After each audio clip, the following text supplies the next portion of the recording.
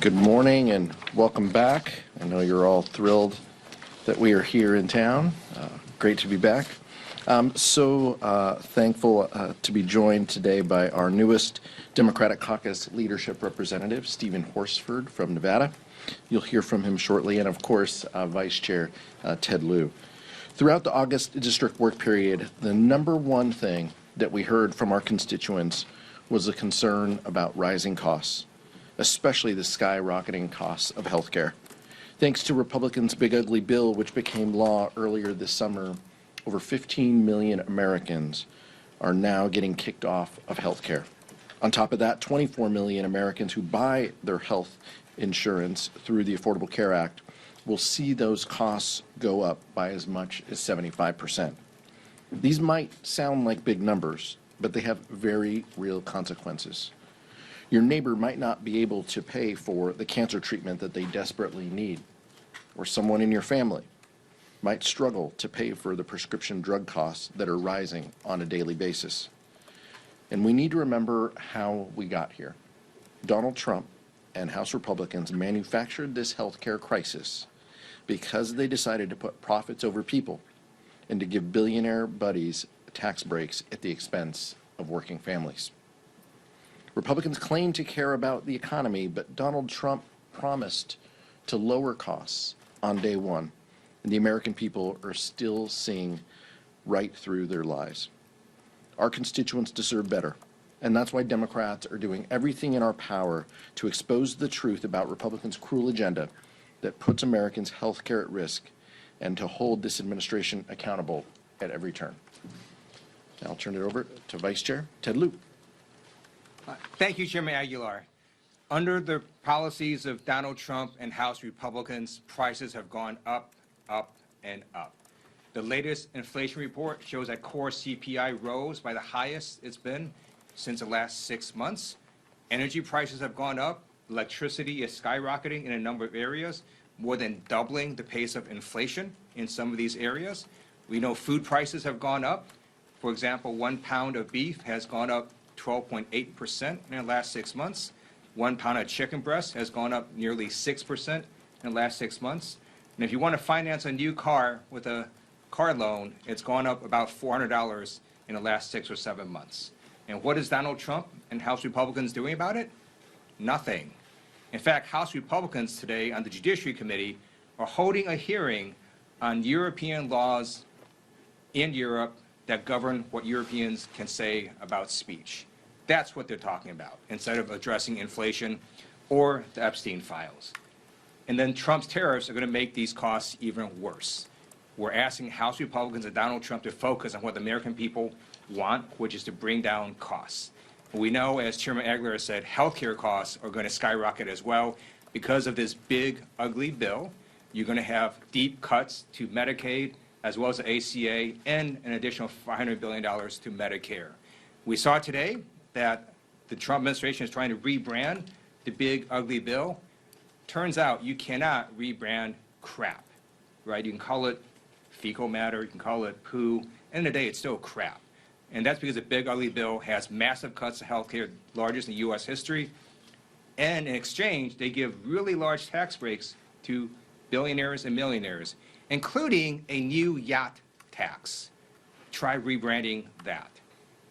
Now it's my honor to introduce Stephen Horsford. It's an honor to serve with Stephen in leadership. He is a great representative for Nevada, and look forward to hearing Stephen Horsford. Thank you.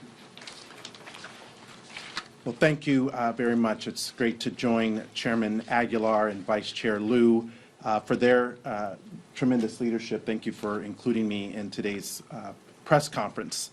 I am Congressman Stephen Horsford, representing Nevada's 4th Congressional District, and as the new Democratic Caucus Leadership Representative for the 5 terms or less members, I'm eager to bring those insights of our newer members of Congress into the Democratic leadership discussions. And that starts with health care, which is a fundamental right, human right, and an economic necessity. The American people are scared right now. They're scared because congressional Republicans have cut health care to the bone to fund tax breaks for corporations and the ultra-rich. millions of Americans are now one diagnosis, one broken bone, and one unexpected illness away from financial ruin. More than 20 million people became covered through the advanced premium tax credits. Democrats did that when we passed the Affordable Care Act. We fought to protect those tax credits and extend those tax credits in the Inflation Reduction Act of 2022. But they expire at the end of this year, which means Congress needs to act now to extend them. But so far, Republicans haven't just refused, they've stonewalled our attempts to extend them. And believe me, I would know. They were my amendments. Their big ugly tax scam adds trillions to our debt, kicks millions of Americans off health care coverage by excluding the Affordable Care Act premium tax credit extension, and it makes coverage unaffordable for millions more. People that I represent from North Las Vegas to rural Nevada, people that I'm here to fight for now. A woman named Andrea, whose daughter has schizoaffective disorder. It took 4 years of treatment to stabilize her life. Without affordable health insurance, she couldn't have afforded the consistent care that helped stabilize her, find employment, and return to being a productive and compassionate member of our community. Another named Evan retired with his wife. He tells me that their two greatest concerns are the cost of living and health care, both of which were not on the horizon at the beginning of this year. And Kenneth, who contacted my office after a motorcycle accident. Kenneth is lucky to be alive today, and also lucky he had insurance from the Nevada Exchange. Without his coverage, he could not have come close to covering his medical bills. Some things should rise above partisan politics, and health care must be one of them. Republicans need to join House Democrats now in protecting the health and well-being of our constituents. The time to act is right now.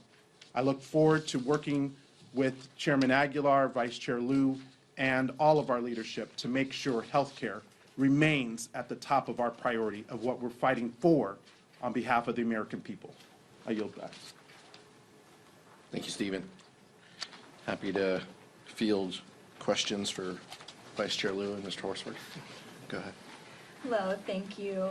Just pivoting to the crime situation we're seeing right now, crime rates have fallen significantly since the president's federal takeover of DC law enforcement. Would you consider that a success with rates dropping so much? I think we've seen post-COVID in big cities across the country, crime continue to go down. I think what folks in DC need to understand and think through is, do we want to live in a permanent police state?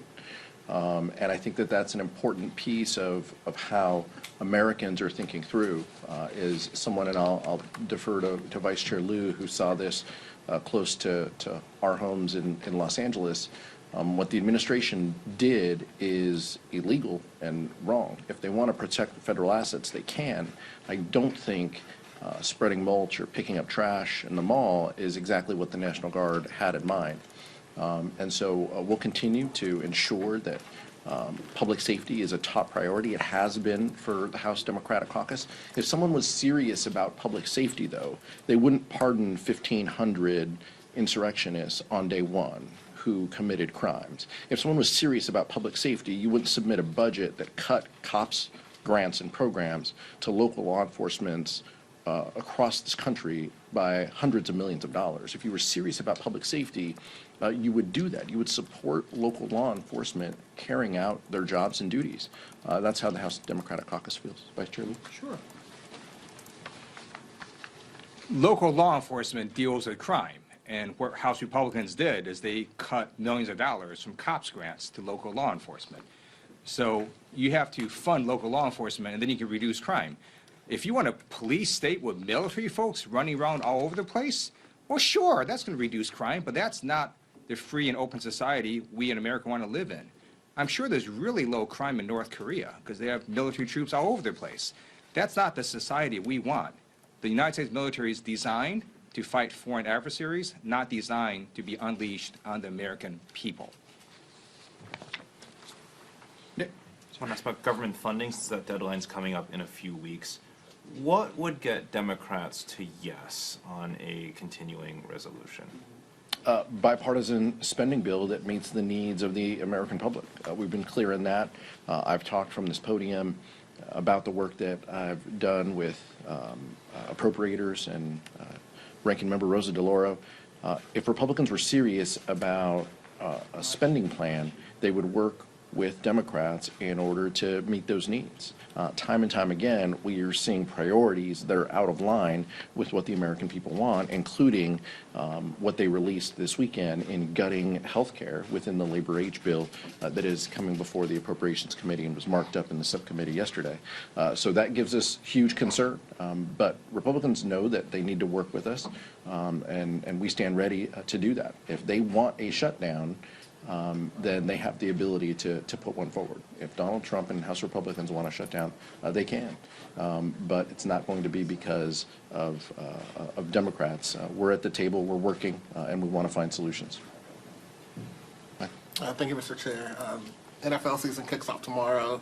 The cost of being a sports fan has just gone up with all of the streaming platforms that sports fans are going to need to watch their favorite teams. Amazon Prime, Peacock, I could just go on and on and on. Same thing with the NBA season later on that kicks off this year. As you all talk about affordability, do you see the rising costs of being a sports fan as part of the larger pocketbook conversation that you're having with Americans, as you know, a lot of folks are just complaining about just all of the different platforms that they're going to need to watch their favorite teams? How does that fit into this larger conversation that House Democrats are having about affordability? I appreciate the focus on the NFL. This is a big week for many people, For Cowboys fans? for many House members who come from areas with teams as well. But I think it's a fair point. Millions of Americans turn on Saturday and Sunday this fall to sports as an outlet. Is something they can do with friends and family, is something that brings people together and convenes folks, that supports backyard barbecues and get-togethers. And I do think that the rising costs that people face are not exclusive to housing, healthcare, gas, and groceries, but it includes lots of categories like entertainment, like going out to dinner with your family. Like watching your local sports teams.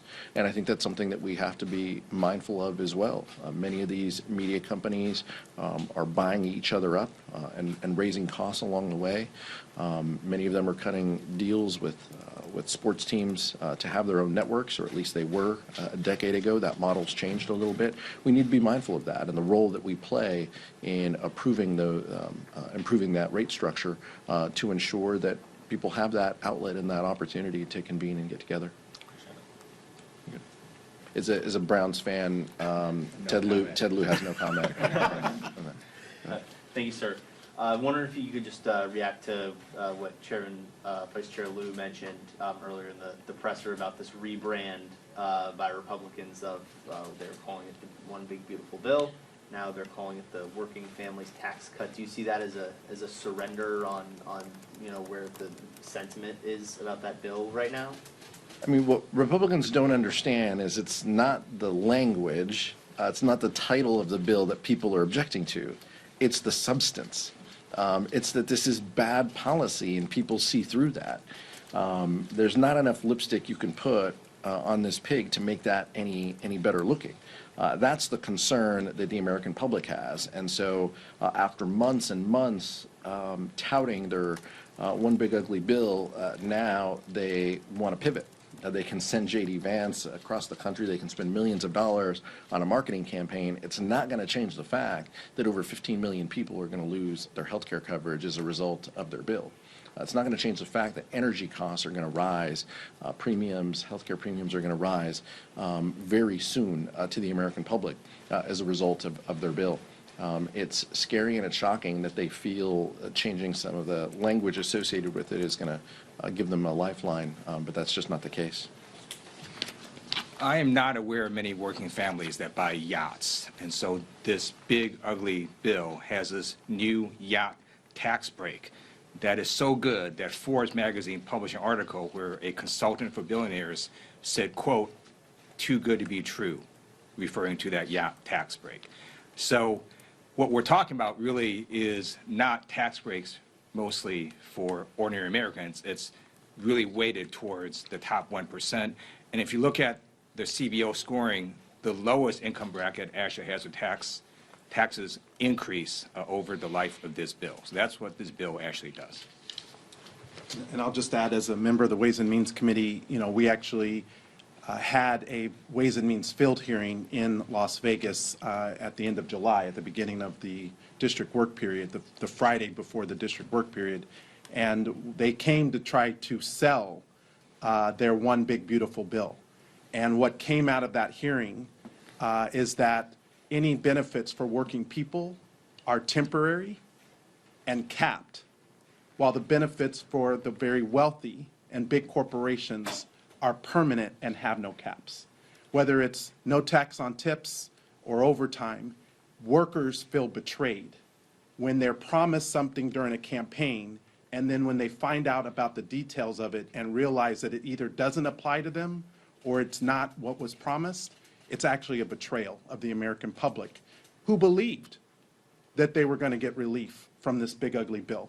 So not only are they losing health care, the benefits go to the wealthy, it also adds $3.4 trillion to our federal debt at a time when American families are struggling to cover the cost of rent, child care, and health care, which are the pressing issues that the majority of constituents are facing every single day. So when it comes to working with Republicans and negotiating with them regarding government spending, can you kind of talk about like how you all are kind of approaching negotiations with them? Provide more insight.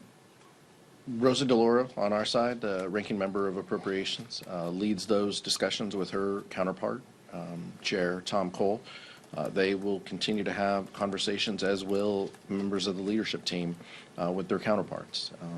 Like I said, if Republicans are serious about this, they will work on a bipartisan solution that meets the needs of the American public. That has been and continues to be our focus, to work in the committee process to make sure that these bills meet the needs of the public.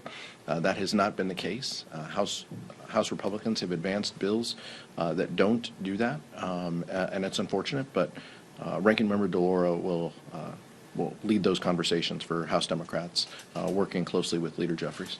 Thank you.